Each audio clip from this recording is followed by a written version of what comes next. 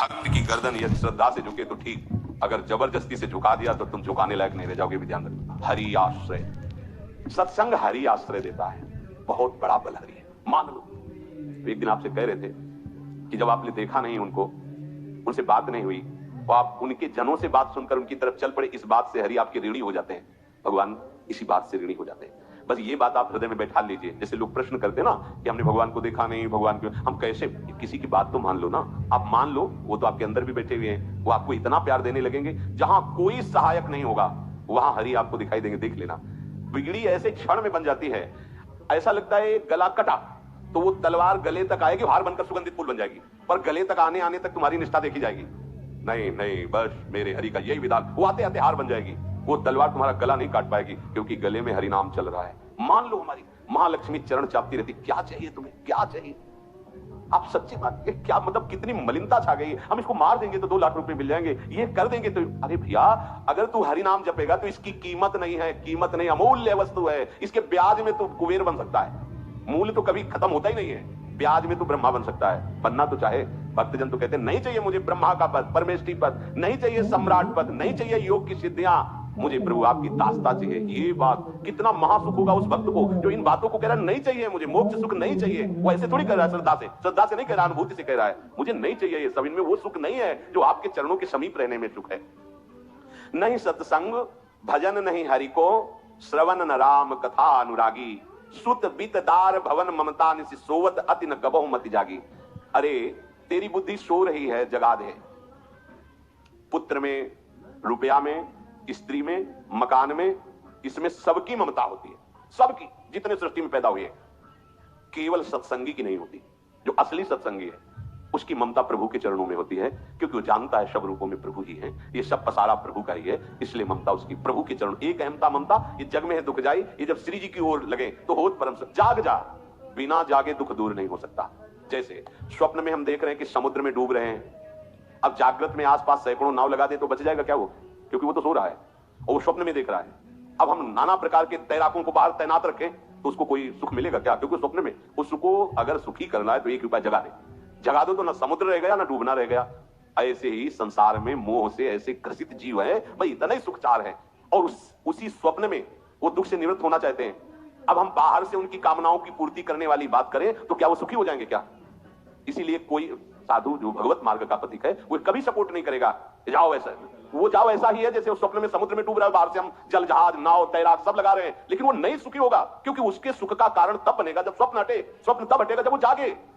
जो सपने सिर काटे कोई, बिन जागे दुख दूर न होई, तो उसको जगा दो। साधुजन क्या करते हैं? जगा देते हैं उसको। जागो, कहां मोह निशा सब सो निहारा, देखे स्वप्न अनेक प्रकारा, यही जग जामिन जागे जोगी।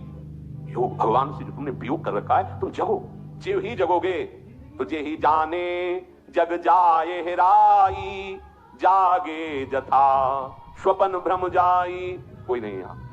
एक कल श्लोक, मत्तः परतरम नान्यत् किंचित् अस्ति धनंजय, मेरे सिवा कोई नहीं। ये कब पता चलेगा? जागने पर। तो हमें बहुत कुछ दिखाई दे रहा है, स्वप्न है। तुमा कहूं मैं अनुभव अपना, सत हरि भजन जगत सब सपना। तो बोले तुलसीदास हरि नाम सुधा तरी, सठ हठ पियत विषय विश्व मांगी। अगर कहीं संतों के पास भी गए तो क्या मांग रहे हैं? हट करके विषय विष मांग रहे हैं। वो आत्मदेव नाम के ब्राह्मण थे, सब कुछ समृद्धि थी, संतान थी नहीं, बड़े दुखी गृहस्थी में। हमारा कुल चलाने वाला होना चाहिए, बड़ा भ्रम बैठा हुआ। हमारा कुल चलाने वाला नहीं, सब बेकार, जीवन ही बेकार हो गया। बिना गुरु के यदि शास्त्र पढ़ोगे ना तो भ्रमित हो जाओगे। स्पष्ट लिखा, पुत्र नाम के नरक की उसको प्राप्ति होती जिसके संतान नहीं होती। अब तो गृहस्थ में बेचारा पड़े परेशान, उन्होंने सोचा इससे अच्छा आत्महत्या कर लें।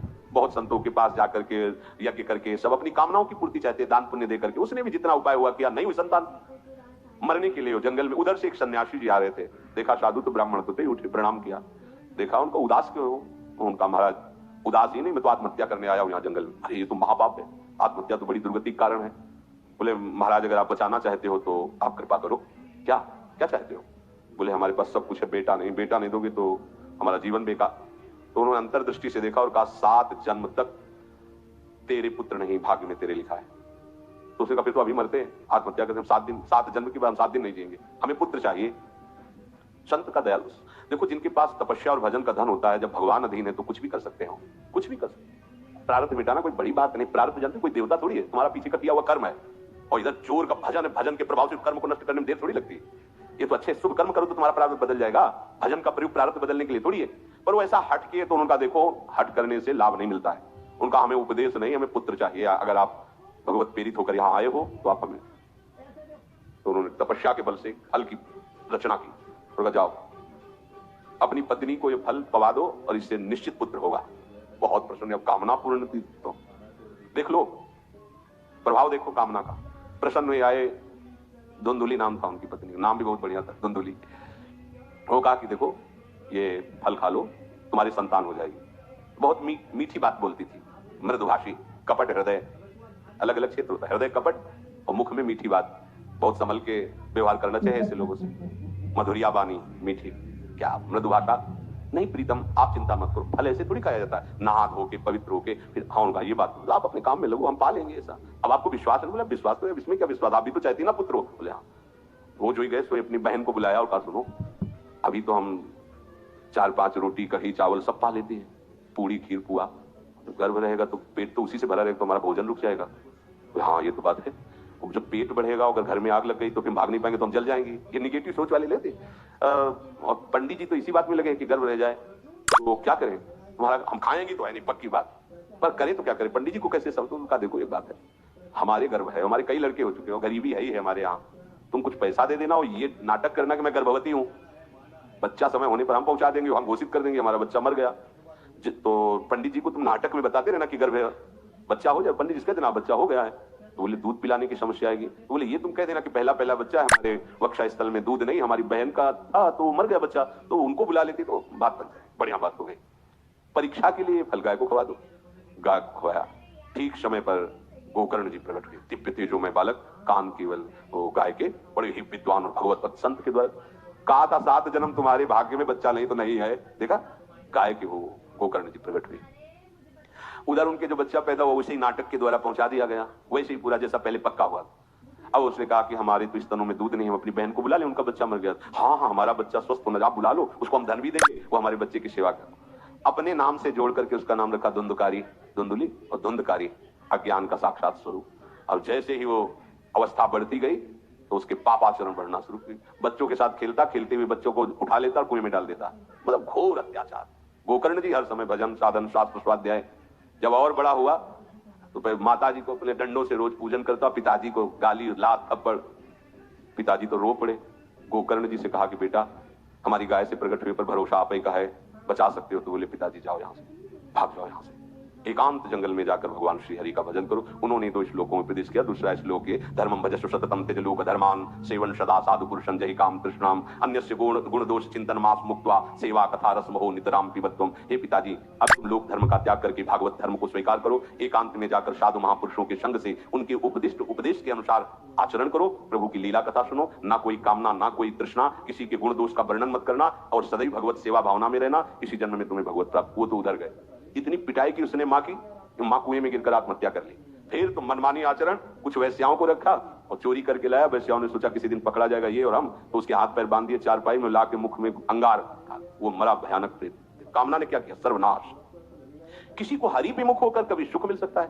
आप संतों के पास जाइए, अपनी कामना रखिए। हम ये नहीं कहते कि कामना तुम त्याग पाओगे, कामना रखिए, भगवान के पास जाइए, अपनी कामना रखिए, क्योंकि आप कामना से युक्त है। पर छूट इतनी दे दीजिए कि जिसमें हमारा मंगल हो वो करना। जैसे नारद जी भगवान से अपनी कामना रखते हैं कि हमारा ब्याह करवा दीजिए, और बाद में एक छूट दे देते हैं कि जेहि विधि होए नाथ हित मोरा। तो हरि को अच्छा लगेगा, गुरुजनों को अच्छा लगेगा कि इस कामना से इसका कोई जीवन बाधित नहीं होगा, वो पूर्ण भी कर देंगे। और अगर लगा कि इसका पतन हो जाएगा तो आप रोते रहो तो भी कामना की पूर्ति नहीं करेंगे। उत्तम बात तो ये है कि कामना हरि की प्राप्ति की करो, वो सर्व सुख स्वरूप है। किसी का अन्य आश्रय अन्य बल ना लेते हुए अपने श्यामा श्याम के चरणों का आश्रय लेकर निरंतर भजन करो तो ये अनुभव हो जाएगा कि सुख किसे कहते हैं। अभी तुम्हें परिचय ही नहीं मिला, सुख किसे कहते हैं। सुख सच्चिदानंद है, सुख एक रस है, सुख अविनाशी है। वो सुख सदैव बढ़ता रहता है, घटता कभी नहीं। एक रस होते हुए भी प्रतिक्षण वर्धमानम है, कभी कभी अंत नहीं होता इस सुख का। ऐसे अनंत सुख के लिए हमें मनुष्य जन्म मिला है। प्यारे इसे मत खोइए, हर समय राधा राधा राधा राधा राधा, और किसी को दुख मत दीजिए। कोई गंदा नशा मत कीजिए, कोई गंदे आचरण मत कीजिए,